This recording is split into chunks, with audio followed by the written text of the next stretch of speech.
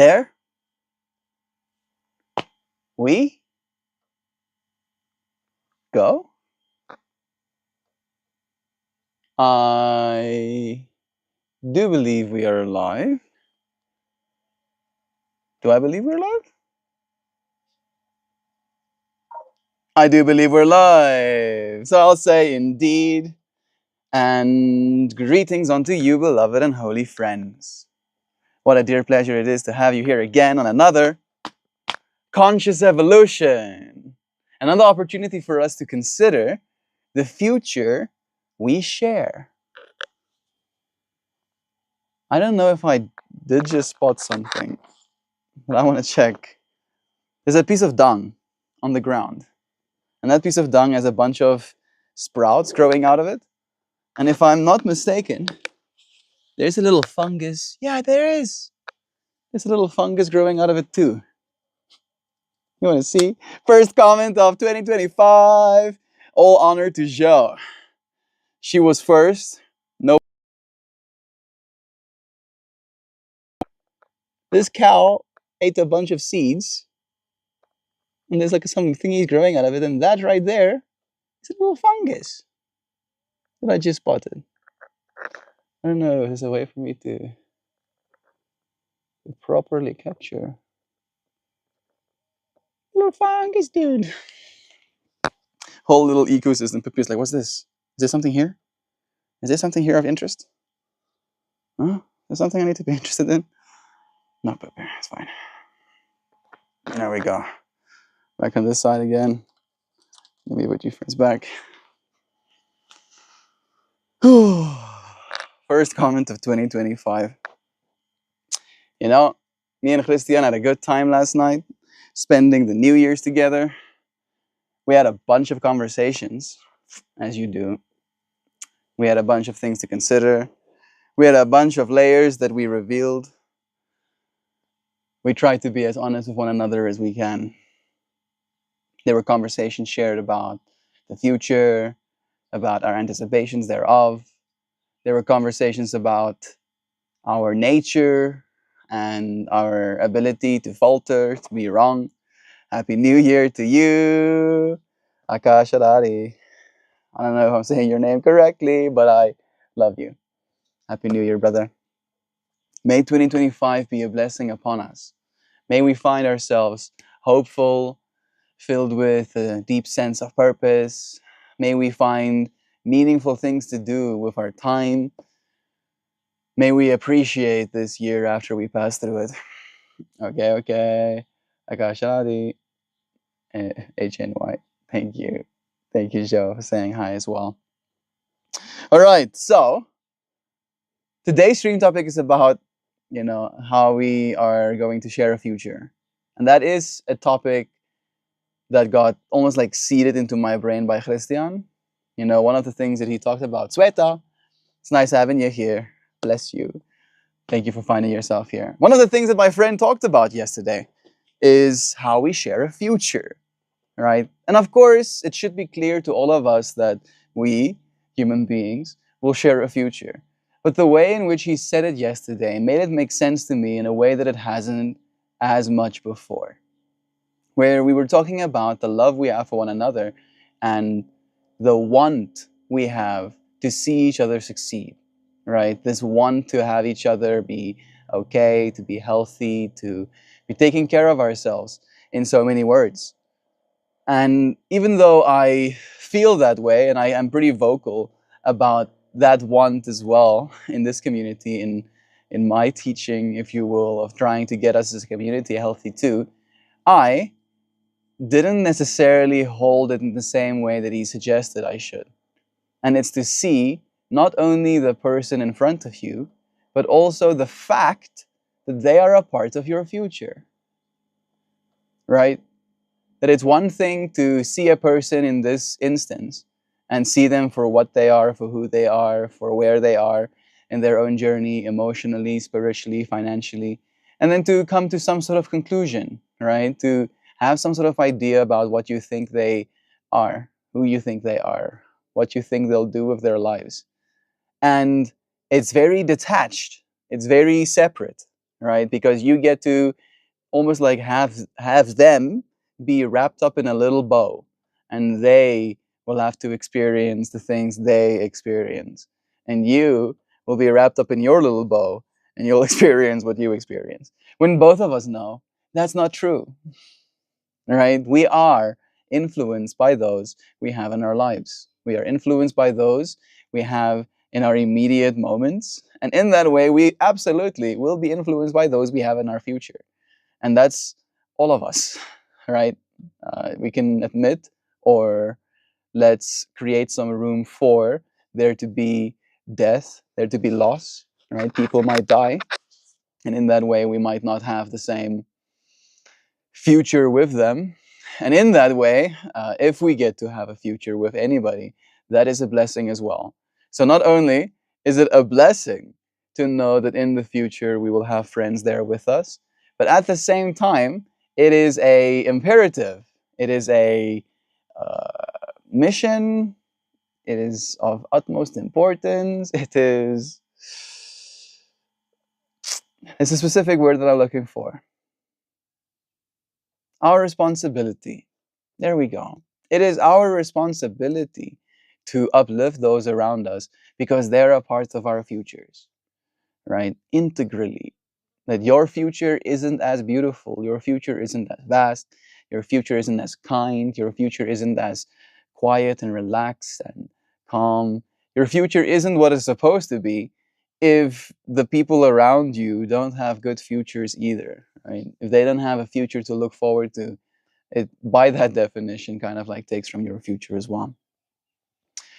So I am seriously mentally position pollucation. I don't know what that means. God bless you, sir. Bless. I am always Kosi. I miss you, sir. So welcome my home. No problem. Always Hindu Muslim. Sheikh Ishiwai. No one is talking. So one in time, tech time, and all Sanskrit. Yes. Hera hera. I am confused. I won't lie. Akasharari. Uh, Akash. I am a little bit confused. I won't lie. Maybe you are just in agreement with me, right? You are talking along. The amount of responsibility we have for our fellow man, it is our responsibility to uplift those around us.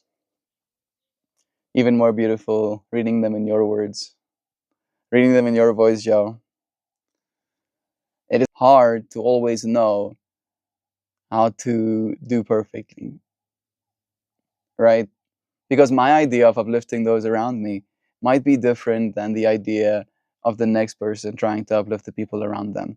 And again, in a way, that's a good thing because me trying to uplift you in one way and him or her or them trying to uplift you in another way means that we are being uplifted in many different ways simultaneously.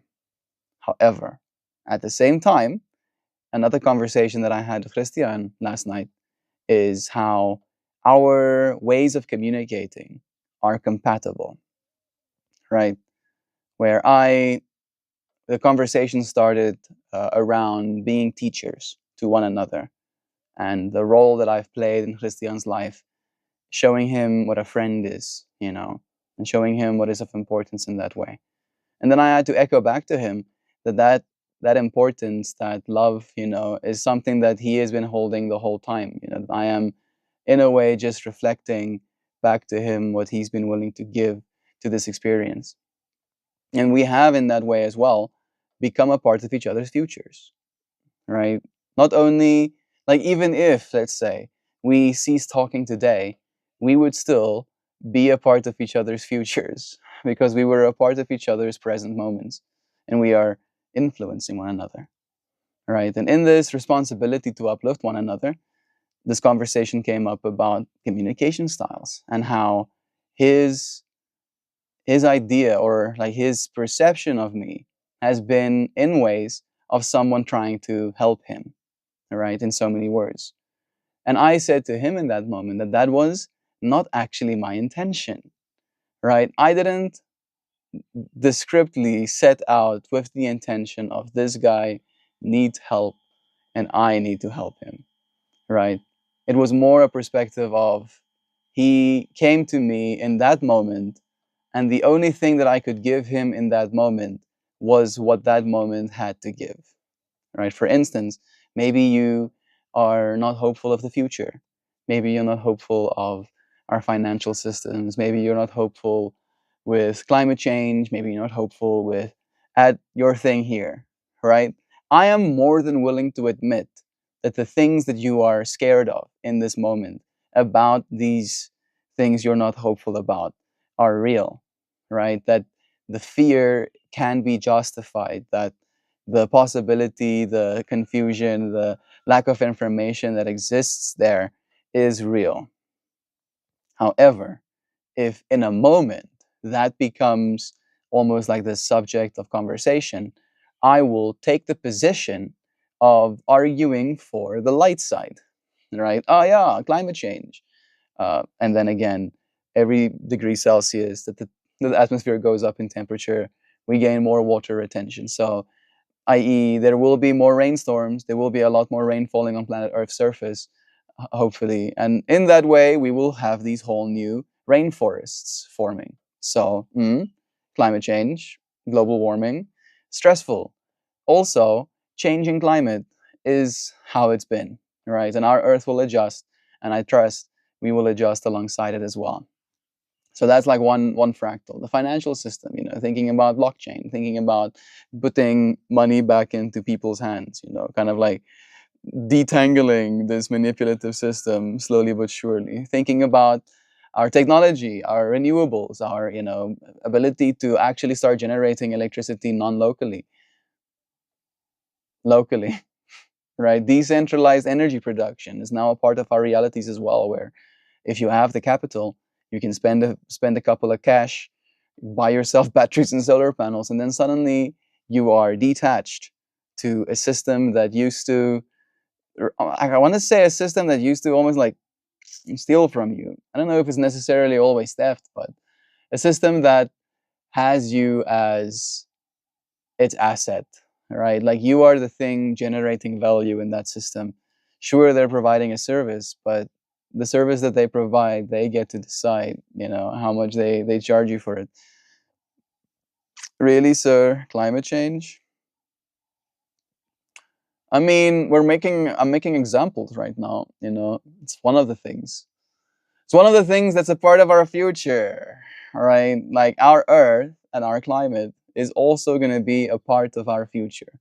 I feel maybe not many people think about that, but I think about that a lot, like excessively.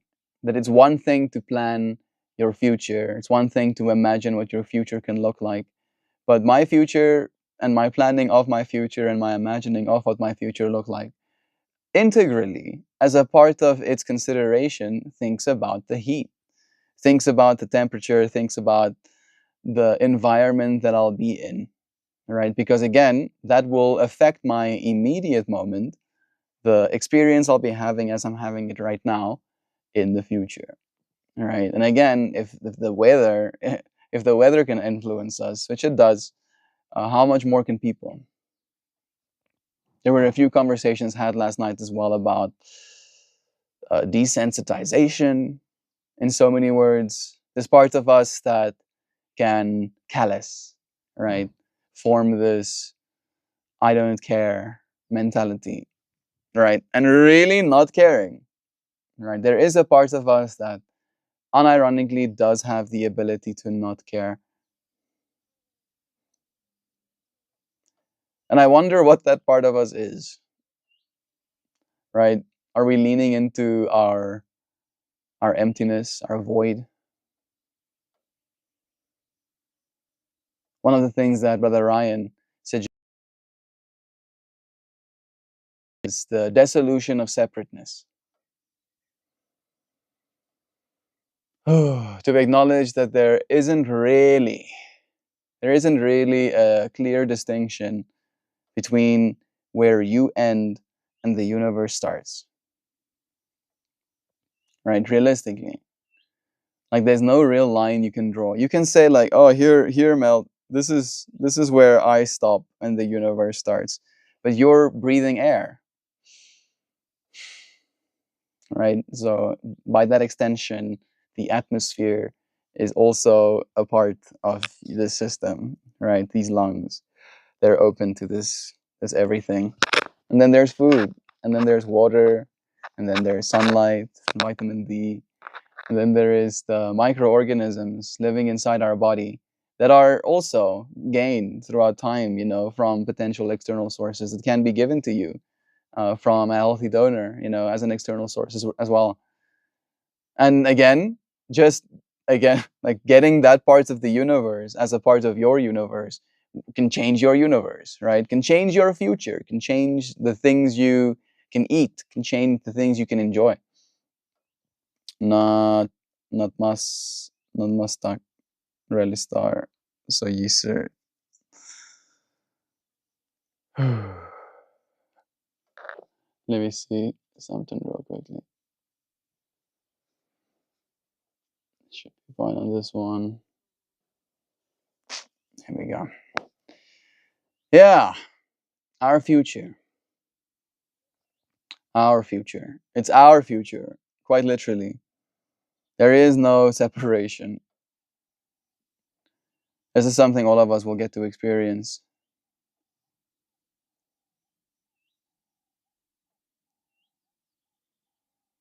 I'm curious about the changes that are awaiting us.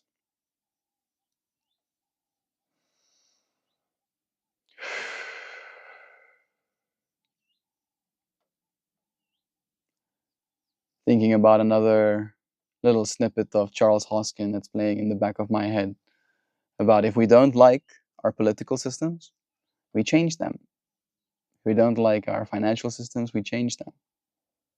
If we don't like our contracts, we change them. Because we definitely, as a part of this separation narrative, have been convinced that things are the way they are. Right? That things are the way they are. They are already this way. So you should just accept that and go on with your day. Right? Lick your wounds, make some peace with the fact that you won't change anything. Right? And that is the narrative of separation. Right? It's trying to convince you that you are, in a way, separated from change. You are, in a way, separated from the system. That B, you are, in a way, separated from the technology, from the progress that our species is appreciating and experiencing as a collective right now. And it's not true, right? There is no separation in this way. And I feel for every single person that believes in that separateness only gets more compelling, right? Stronger.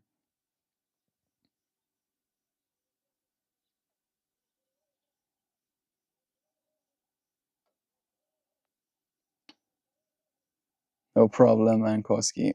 I'm not exactly sure what you're saying, friend, but I did get the. I'm guessing you're 34 years old, and the number 34 is a special one to me, so that is pretty cool. By the time I'm 34, that's 8 years from now. I'm turning 27 this year. Hey, Mojo. It's nice seeing you, friend. Happy New Year to you too. Sending you blessings. I'm turning 27 this year. In 5 months from now. 4 months and 14 days, technically.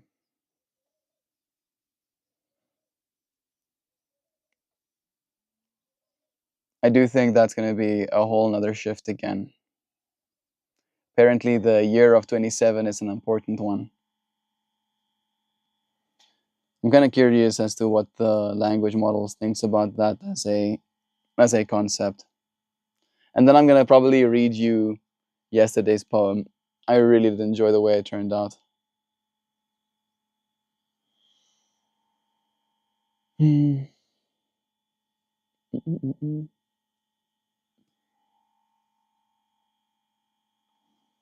feel like my mind is so airy right now. Like I'm thinking about too many things.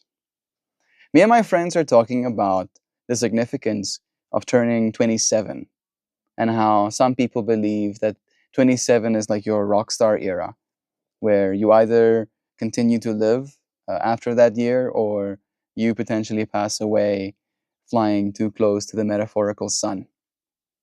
I'm curious about this idea. I would like to see if there's any historical or cultural evidence, history that kind of suggests that the year 27 is an important or significant one in the human life.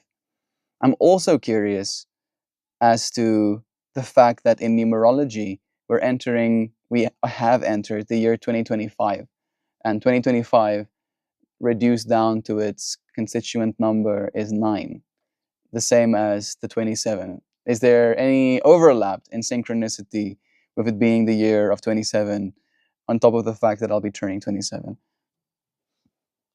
Mm-hmm. Fit, it's fit. What a blessing. Happy New Year's to you. I just woke up from New Year's Eve celebrations. I require pizza, sugar, and all the water. Stay hydrated. Recover. This year still has a lot of yearing in it. We're just getting started. Always a new sunrise. Yeah, exactly.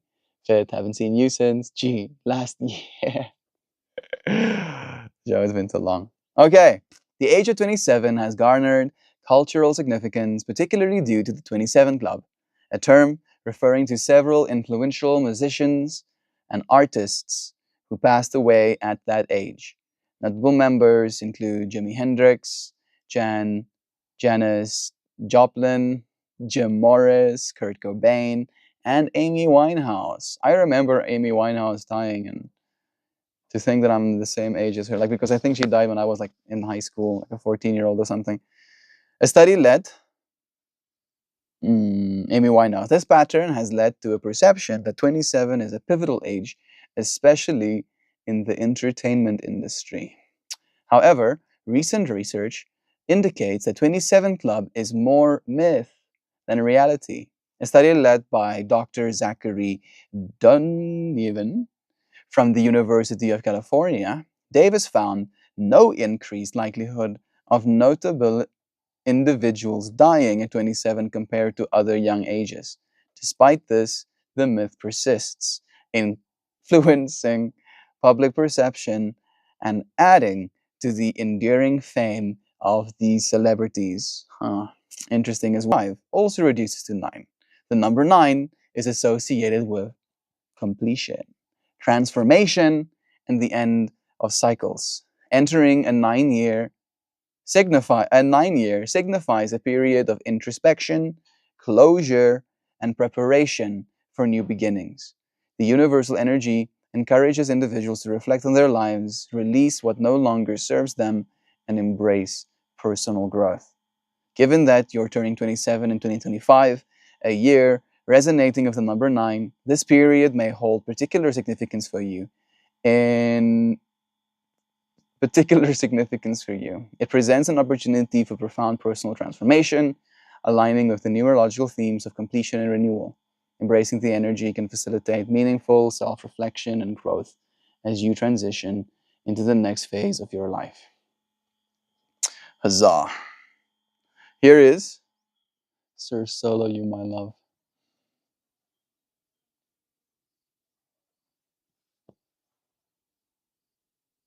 Amy was incredible, bless her heart. It's been so long. All right. Today's poem, well, technically it was today's poem. It got posted like 10 hours ago or something. That's the flower. And the poem is called Mud Year. And this was a poem meant to be funny, right? You can think of it as negative or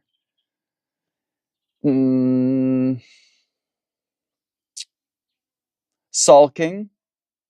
But if you read it with an air of comedy, I think it's pretty funny.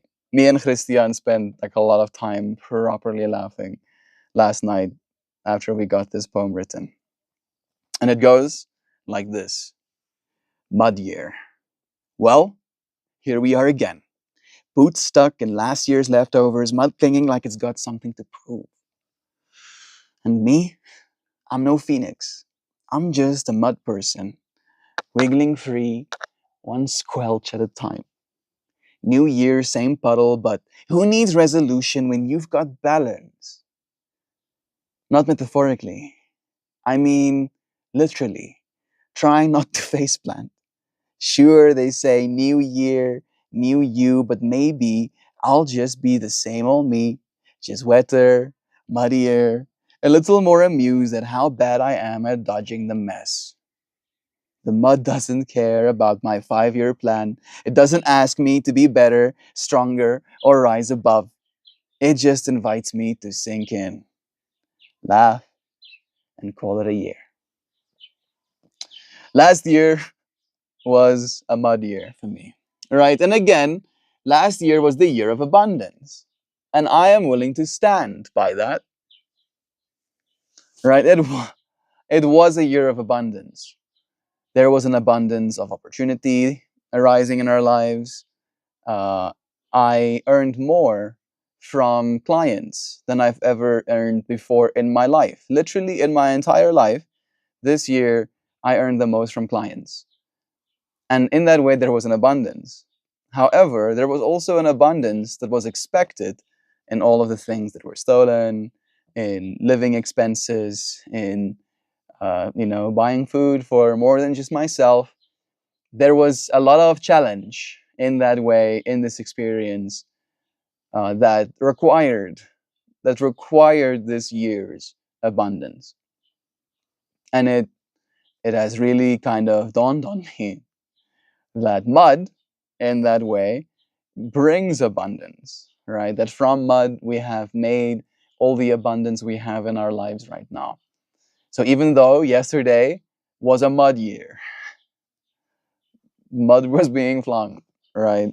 That mud can still technically be likened to value, to land, to something that you can put a seed in and grow a little plant that can feed you or your family for a day, right? I really do appreciate you friends being here for another new year. It really is quite an experience getting to show up once again, having survived another level of Earth. 1st of January, all over again. It's 34 minutes past right now. Yeah. I feel good about having shared today's consolidated idea.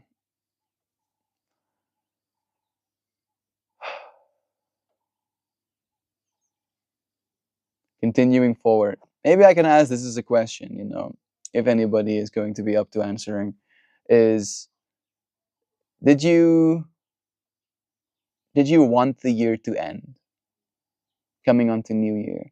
Was there a part of you that was ready to be rid of the year 2024 and all of the attachments that came above it, that came along with it, right?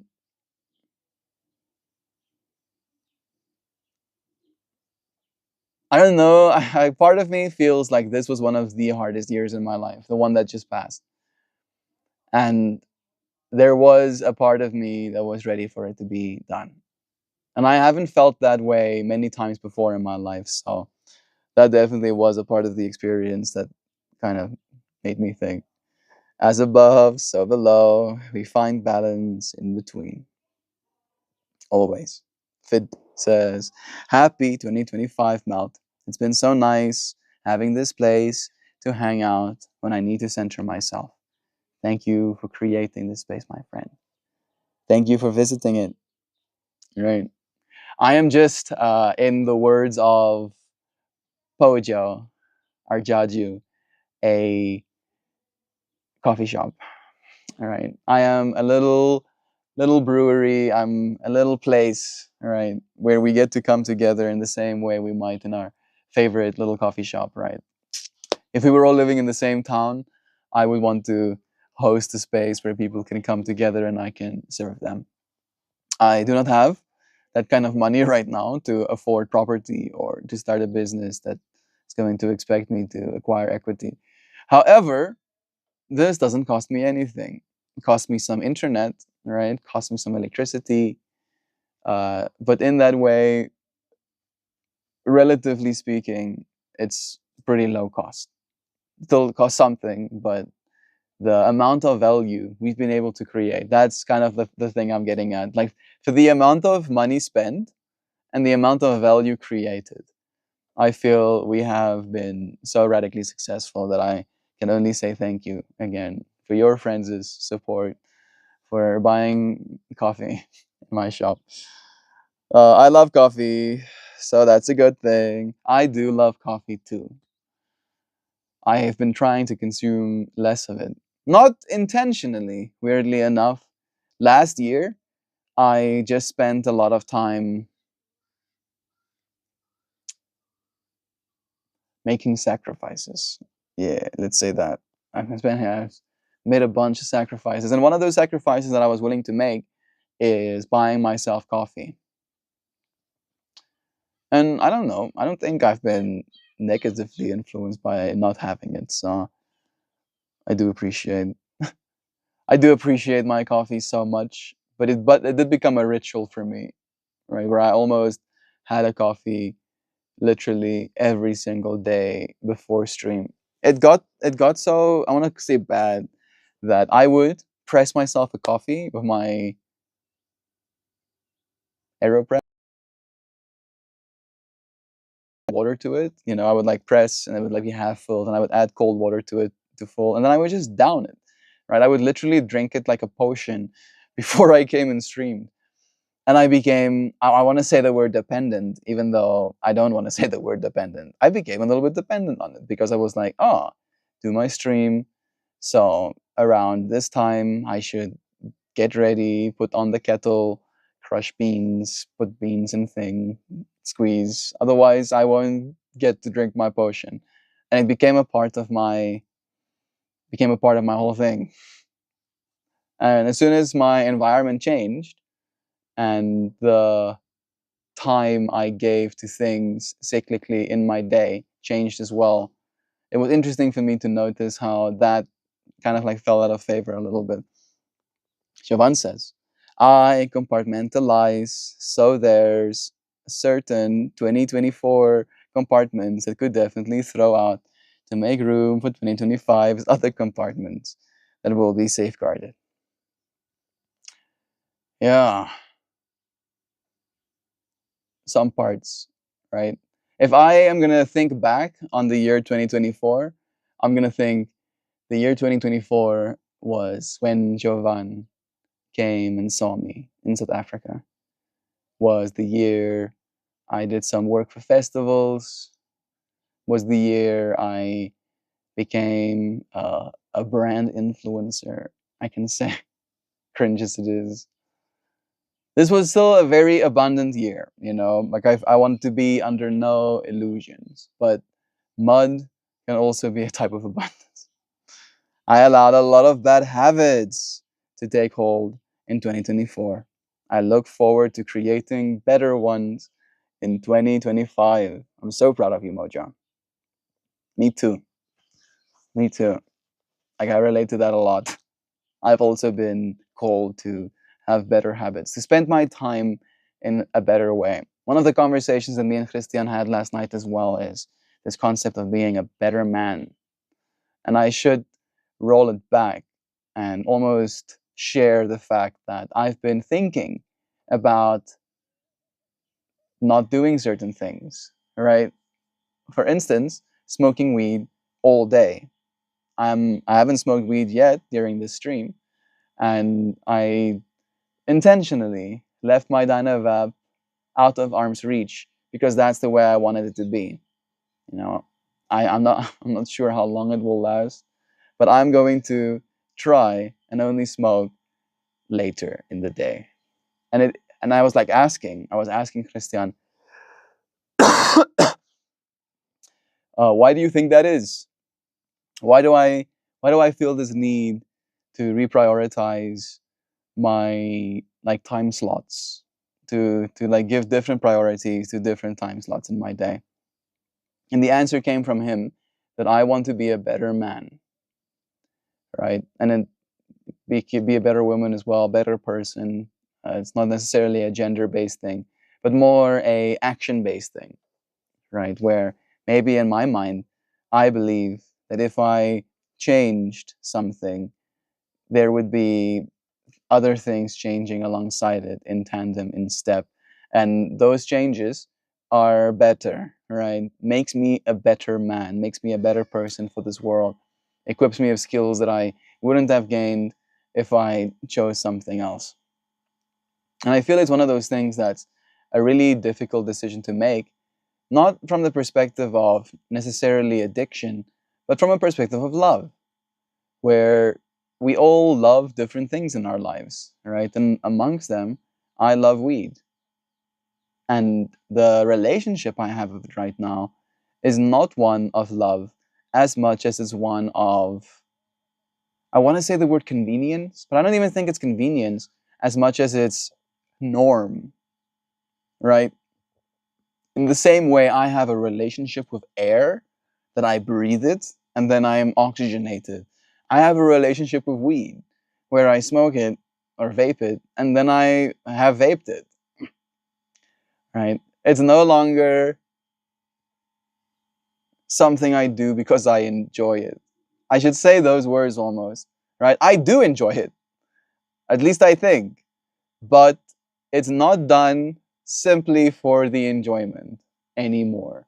It is done in part because it's something that I do. And I feel, again, reorienting my time slots might allow me to appreciate it a little bit more. Feeling you are some of my fractals as well. Yeah, I was pretty lenient on my growth. There was a lot of trying to just maintain balance and composure. Well, Jovan, that's something to be celebrated as well, right? If you were trying to maintain balance and composure, that's definitely something that should be celebrated, right? I feel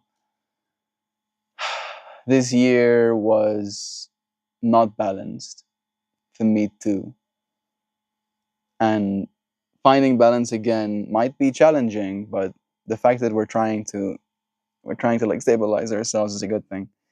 I'm doing the same. Vaping less will be a big money saver for one. Yeah, that is also a part of my other fractal fit, is that I do not plan on purchasing myself any more cannabis. At least not this year. I'm gonna try. Right? The fact that I broke my phone, that's like basically the year's amount of weed that I'd be willing to purchase myself. Just fixing this thing is gonna be about that much. Right? So from that perspective, I have to sacrifice something.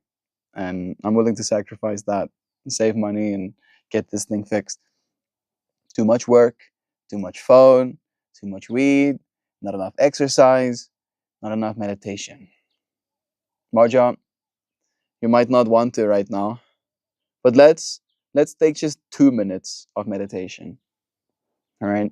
Then we can at least say on the year 2025, the first day we did meditate for like a minute. And to the friends who don't know how to meditate, meditation to me is just a mindfulness of breath. When you sit down, you leave yourself undistracted, and you just find yourself concentrating on breathing. Noticing the potential sounds as air flows into your body and the falling weight as you exhale again. And then we essentially just continue this process and pattern, and we'll maybe find ourselves drifting, thinking about other things, thinking about responsibilities or desires, even other things to do than thinking about breath, and not being hard on ourselves when we find ourselves straying. Instead, just bringing ourselves back again, present with our breathing.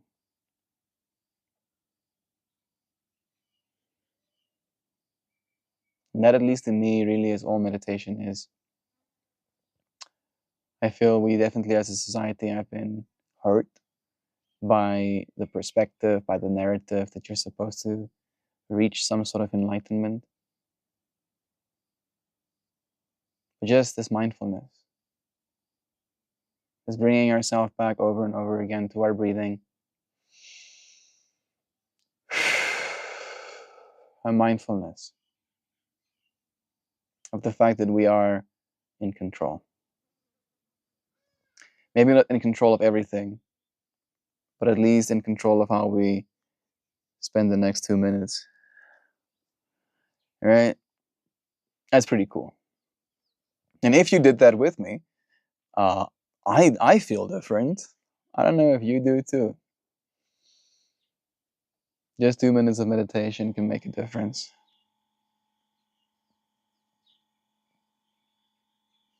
I feel nice and calm now. Is there anything else I want to share?